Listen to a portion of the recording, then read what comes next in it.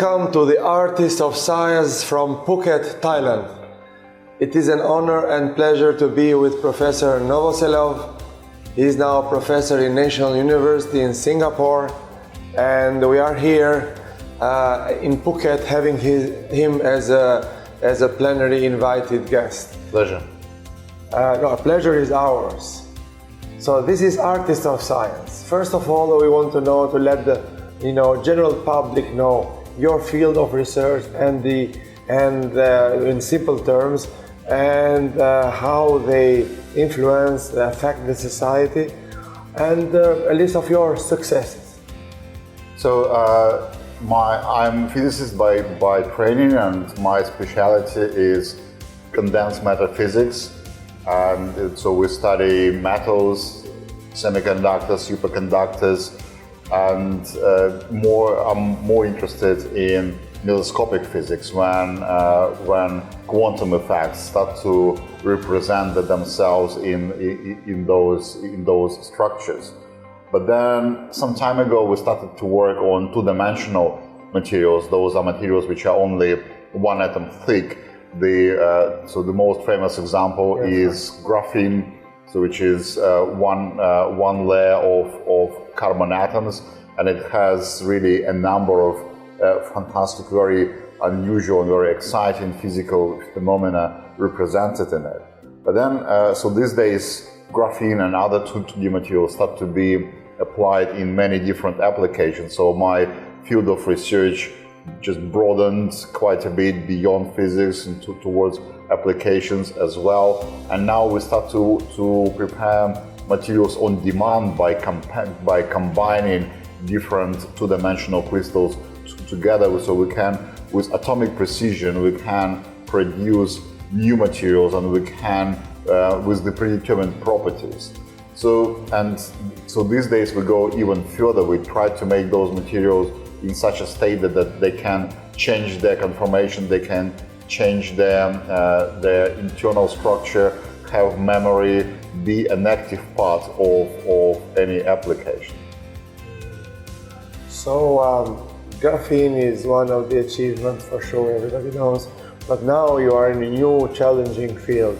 Materials, you are saying materials on demand. I like to say custom tailored materials. That's a good term as well. Yeah, so we fit it to our own needs, correct? Correct. So for years we've been slaves of only a few materials. Like if you want to do something in electronics, you're basically limited to silicon, maybe germanium, maybe gallium arsenide. That's about it. So for construction, you really need to know what stainless steel can do for me, and then you just restrict the structure to the strengths which is given to you by stainless steel, and so on. Really few materials which determine everything around us. So we really want to completely disconnect from this and reverse the situation. So if you want a particular application, a particular property, you can design a material for yourself. Like imagine if you want to do a renovation in your house, and you go to a shop and you only have two colors of paint, pink and white, and that's it. So you are very, very limited in what you can do. You can mix them a little bit, light pink or dark pink, but that's about it. So what we're trying to do, and in terms of materials, we want to create this virtual shop where you can have different components, and then you can combine them to get whichever color for the paint you want, or whichever property for your device you demand. Oh, this is amazing. This is a great field, and depending on the level to achieve this, it's a whole new world we'll be living in. Well, it's of course it's a new paradigm. It works reasonably well in the lab. Of course, once it goes out of the lab, it has to hit all the reality checks. Sure. in terms of the economics and so on. But I still think that this is more sustainable than investing billions and billions and billions into outdated technologies. Existing. Yeah. Those which cannot give us what we actually need. So we need to make them more and more complex. So the alternative is to switch to a new technology. It might be hard at first, but then it gives you more opportunity in the future. Yeah. So this reminds me some story about, carbon today, CO2, is the enemy of everybody. So when you say carbon, climate change, etc., etc., etc. But this carbon, it is in graphene, it is the best ever material you can get among others. So you see, in one point of view it's very bad, and in another point of view it's very good. So if we are able to take this carbon from CO2 and bring it and manipulate the structure and create a graphene or whatever, that is good, correct? Well, that's actually part of the solution which we do. We try to extract carbon from carbon waste and fix it. So you're working on that also? We work on this as well. So we work with oil companies trying to extract carbon from the carbon waste, fix it into carbon nanomaterials. Unfortunately, of course, or fortunately, the power of nanomaterials that we can get unproportional changes of the properties of those composite materials, of the new materials, in comparison with the amount of materials spent. Just to give you one example, graphene potentially can be used in some cases for touch panel applications. Though just on your mobile phone you always need this touch panel. But then even if you replace all the touch panels in the world with graphene, you only need 60 kilos of graphene. So of course we do contribute into the fixation of the carbon, but because it is nanomaterial, it's actually not that much, which is good from another hand, that with small additives, small amount of additives, you change the properties of the materials dramatically, and hopefully it will change the paradigm of the consumer market altogether. You basically, if you can make much stronger plastics, you don't need to produce as much plastics, because you can make, I don't know, your plastic pipes thinner or the concrete walls thinner as well. And then another kind of funny story that I remember, in a relationship with pharmaceutical products. Strangely enough, in pharmacies, you see, we have all the field of science here. Any component that is not a single molecule is not considered pharmaceutical grade. If you make it dirty with an addition, it's not considered anymore pharmaceutical product, it's considered natural product or something. So this is very old school for us.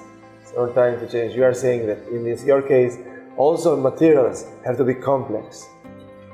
Any addition that, because the complexity gives them the property we want. Well, yeah. So of course, human body is a very complex structure. It's a very complex system. So we cannot, in the future, we will have to learn how to produce artificial organs. We will have to learn how to do smart drug delivery and so on. So nanomaterials are inevitably going to be part of healthcare and future medicine. How do we actually justify it, and how do we treat them as pharmaceuticals or as medical devices? It's a big question, but I think we are at the brink of a revolution when we have more and more interventions with our bodies. And I'm sure that nanomaterials are going to be a big part of it. But being a complex, not uni-element material. That's the key. That's a good point. Yeah, that's if you say you cannot just take microprocessor and then put a screw inside. So you really need something very delicate to intervene with the complex structure of the microprocessor. So if you have human brain, so just simply putting gold electrodes there is a bit too crude, right? So you need something more elaborative. You need some electronic circuitry, some complexity. Element. So some transistors which go inside and work in synchronous way with your neurons. So yes, indeed. So we want to replicate. So the human, it's a big field of the abiotic interfaces. So how this interface needs to be structured, and we still need to learn it on the very structural level. What's the complexity of that interface should be? So another funny story, in one conference we were speaking about the glass. Right. And the person said, glass is made out of glass. Right.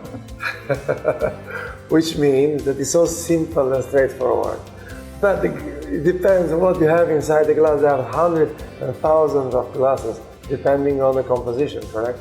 Sure, the silica is the major component, but depending on the impurities, you can have completely different properties, correct? Well, let me take you to a little bit different perspective, because glassy systems is actually something which I'm very, very interested in. Solid glass, you're speaking. So there is a different term in glass. So glassy systems is the metastable system, is the frustrated system. So that there could be the same configurations. So different configurations of atoms would give you the same energy. So that they can change their configurations, but at the same time stay at the same energy level. So they are always in the metastable state.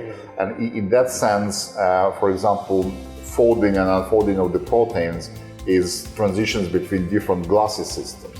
And that's what we are trying to get our materials into this glassy system, so they can easily change their configuration without changing their chemical composition. So we can get some new functionality like memory out of them, but it's still the same material.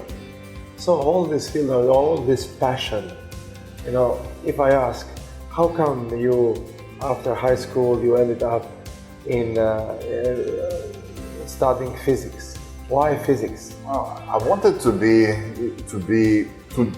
do some experiments actually from quite early on. I remember my father once gave me a very expensive German model railway. So those very, very delicate train sets on, I can't remember, was it 16 millimeter track, so those very intricate details and everything.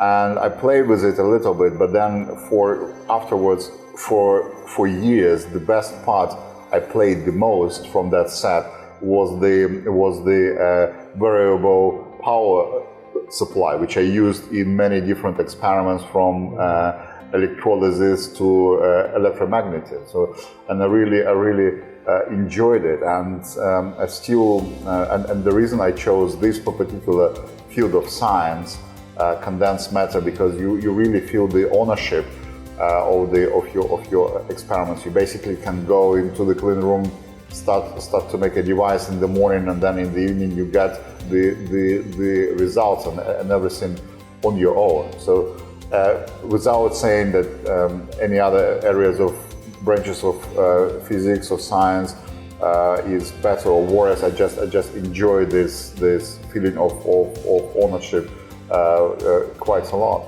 And so I remember that I was playing with it, still being a schoolboy, and it was I didn't know if it is science or if it is engineering. So it's really the understanding of that really comes much later. But then I always had this passion for experiments. So you mentioned you let in the morning and you go see the result at night. So how many hours per day you work?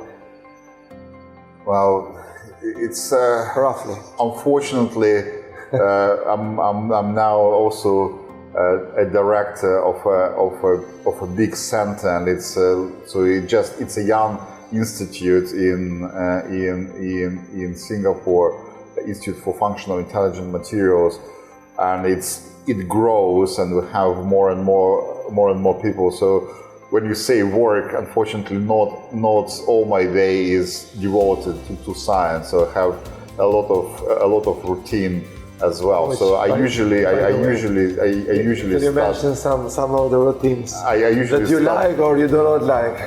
I usually start somewhere between 7 and 8, and I finish between 7 and 8 in the evening as well. But of course, your brain cannot productively function all the time. So you have to decide on the equipment which you need to purchase. I would actually quite enjoy designing my own equipment, but these days I don't have much choice to spend time with the drawing. So I really love drawing and just designing my not painting, just proper technical drawing. Oh, technical drawing. Designing your own Okay. apparatus and pieces This of is like a equipment. hobby.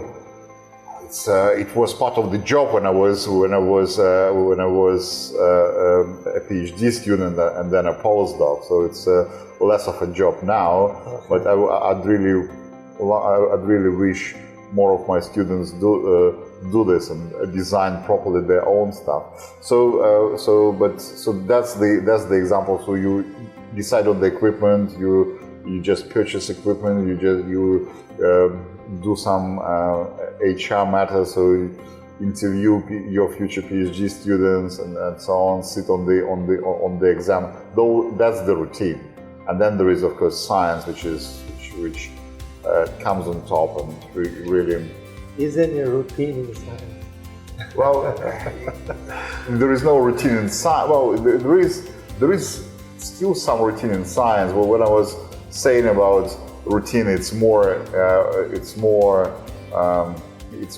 on the administration. I mean, science. Correct. For a scientist, science is a sacred word, right? You don't call whatever crap with you do science. So you usually write science with a capital S.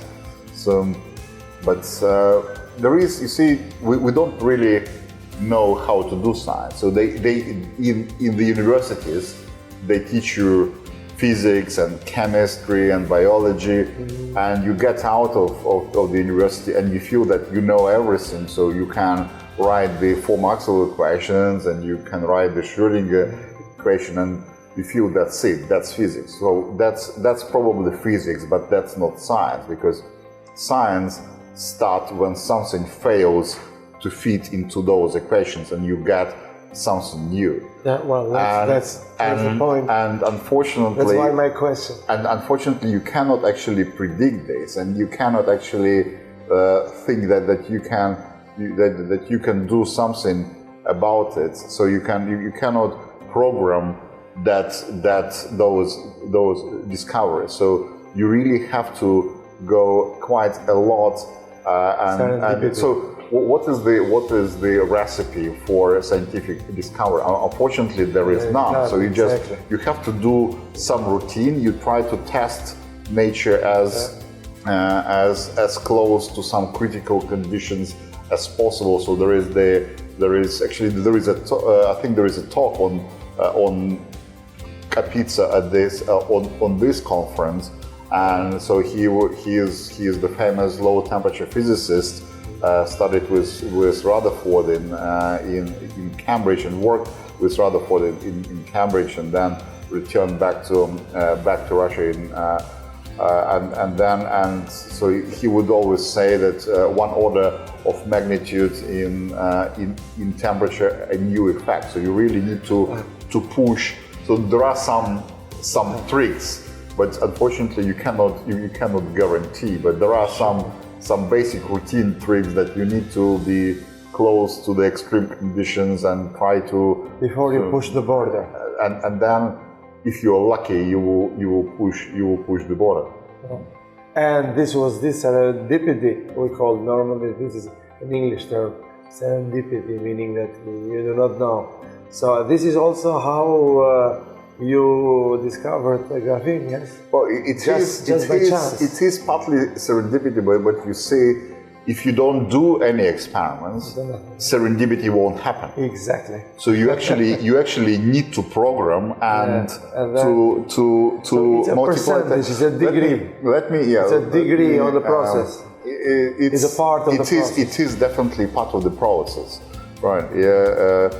Let me tell you a story. So I was doing because I do a little bit of painting as well, and I was doing. In conversation with Douglas Gordon, so it's a famous modern artist, but I mean he's a proper artist, not like me. So he comes to the stage and what is a proper artist anyway? And he takes his jacket, he pulls banana from just eats banana, throw the banana skin on the floor and then just sit there. Okay, let's start our conversation. And there was a third guy interviewing us, and then Douglas, do you know why did you throw banana skin on the floor? No, it's a prop. That doesn't matter. Let me explain to you. So look, our brain is really afraid of anything new, and it's very, very difficult for us to make a discovery, to get something new. So there are passes for neurons, for the neural signals there, and it's like roads on which and passes on which you walk.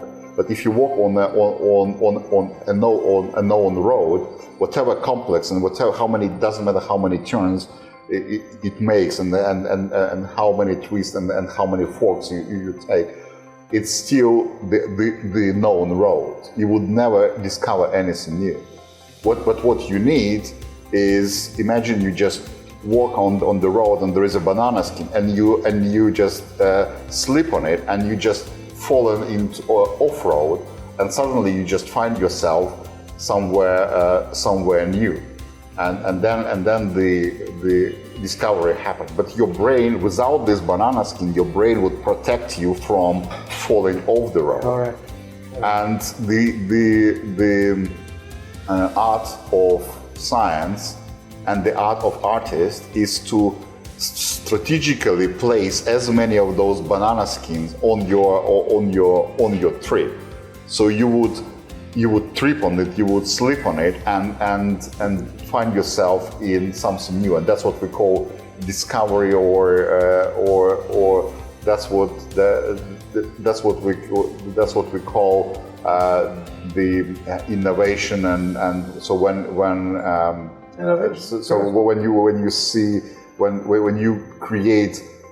you suddenly create a masterpiece in art. So it just happens one day, and then you just cannot repeat it because this banana skin is not there anymore. Perfect. So, physics. This is, it seems, especially science and engineering, is not so preferred field of profession for young generation. They normally prefer law, sociology, writing, all social sciences. Why you think this is happening? Basically, statistics in all developed countries are going down, besides one country, China, which is an exception. Well, I don't really know this, whether it is it really true, because at some time in Manchester, in the University of Manchester, we were getting increasing number of students who wants to do physics actually, and it was and they were all fantastic quality. So they were really very good students. So statistically speaking, normally the science and engineering are there is a tendency, there is ups and down, but there is each kind of tendency that is in decrease. Well, of course, it's I mean, there are trends, and those trends, it's just I think it's just normal fluctuations, and I'm sure that then in a few years' time we will realize that look, we have enough of the computer scientists who can write a code without any diminishing terms towards computer scientists. I think there are some very innovative scientists there, but then when our codes will become so much more powerful and demanding than our hardware, we will probably realize that we need more semiconductor engineers or system engineers or electronic engineers. So I think there is a huge demand towards the creation of the neuromorphic computers and maybe quantum computers, and I think we will need more of those people. And actually, I see that there are very interesting jobs on many different levels, from very technical to very academic and very theoretical in terms of creation of the quantum computer. So we still don't know what the future there will be, but it already creates jobs, and those are very interesting jobs. So just from vacuum engineer to cryogenic engineer to material scientist. So I think the jobs will be created, and if the jobs are created, I think there will be a demand. If you see that you get good money for something which is very exciting and very interesting, that's the point. And you are recognized by the society as well. So exactly. So students need to know that okay, if they go to a bar and they meet a girl, and then they say, who are you? I'm a lawyer. And then the next on the next seat there is a quantum engineer. Yeah, so just nobody's going to quantum engineering now.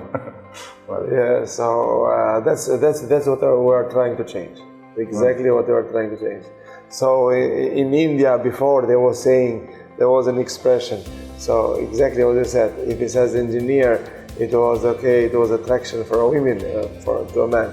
And then became that if you say engineer, nobody cares anymore. Well, there was so many. I can't remember how many years ago there was this very nice and I think quite popular Indian film, Four Fools.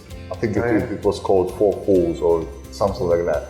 And I think it was very popular, and it's exactly about the students, engineers from physics background or something like this, or the popularity of the Big Bang Theory show. So that it was okay. So they were very geeky postdocs, but that's the reality, and that's and they were lively. So. Yeah. All this life dealing with physics, anything that you don't like about physics?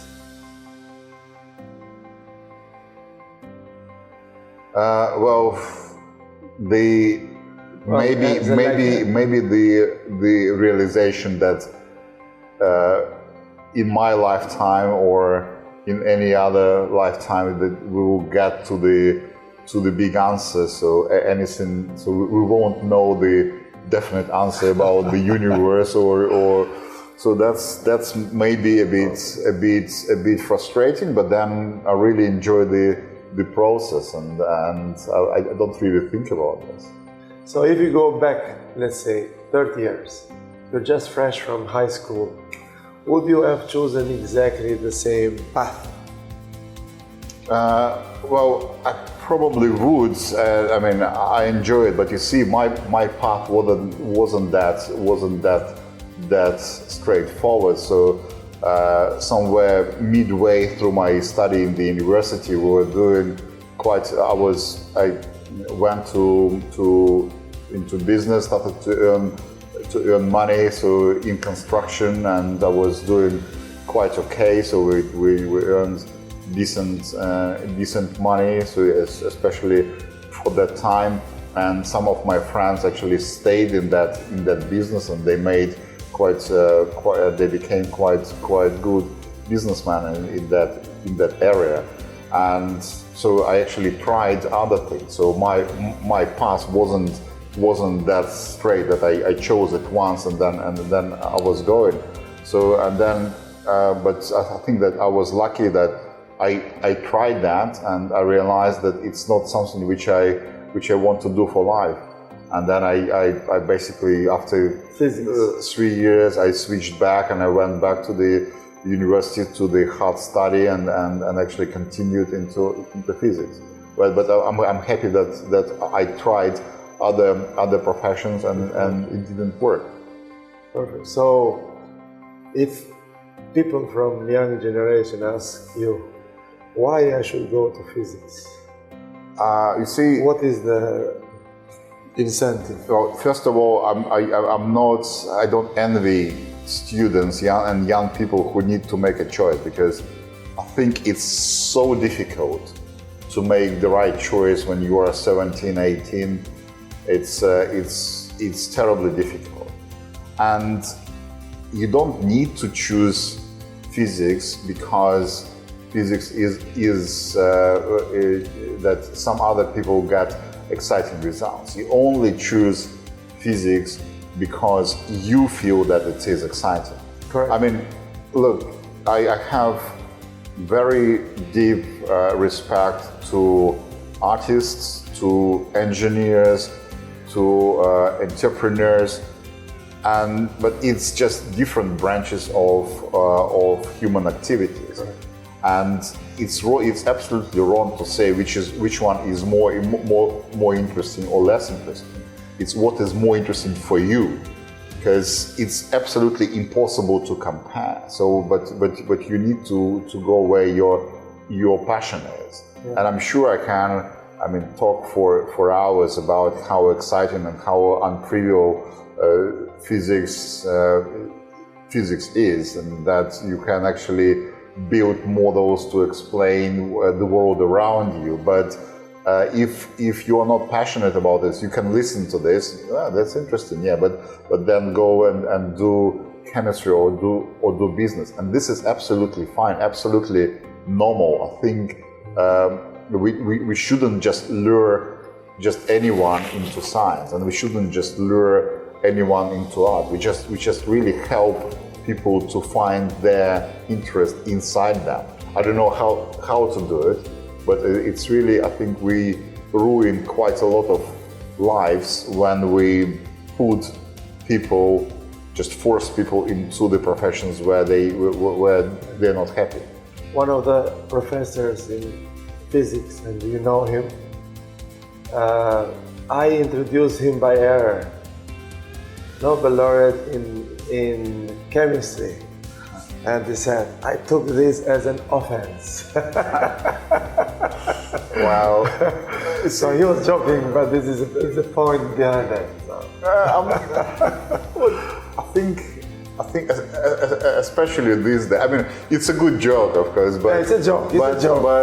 But these days, it's I don't think anyone can be offended by this, or because we just of course that physics is much more important than anything else. Of course, there is physics and there is STEM collection, right?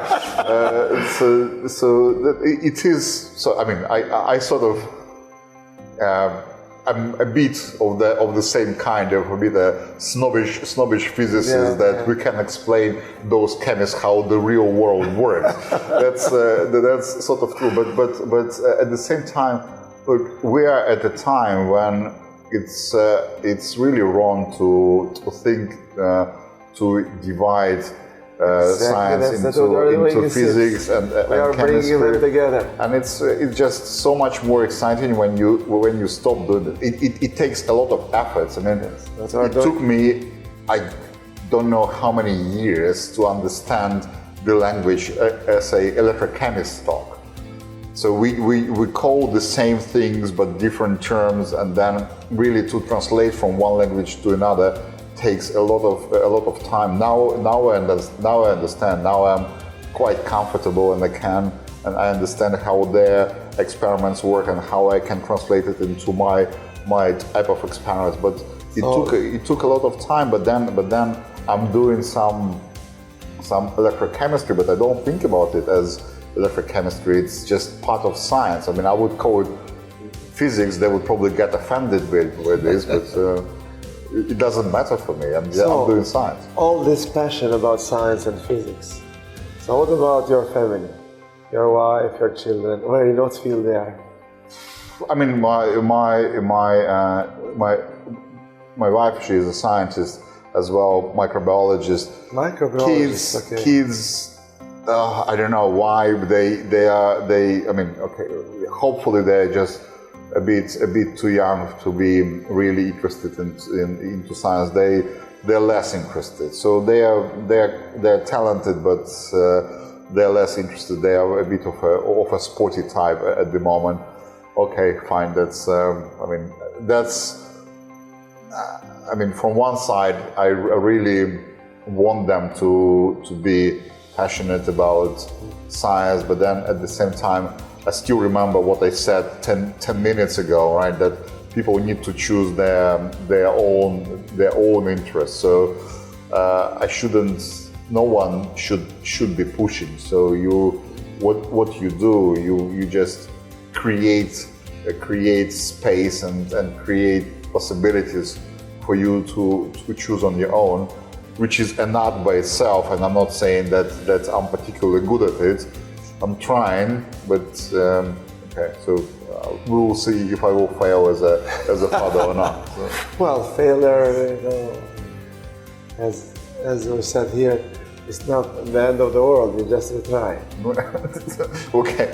What do you mean? I'm going to get more kids, or okay? This one didn't work. Okay, just throw them away. Try it again.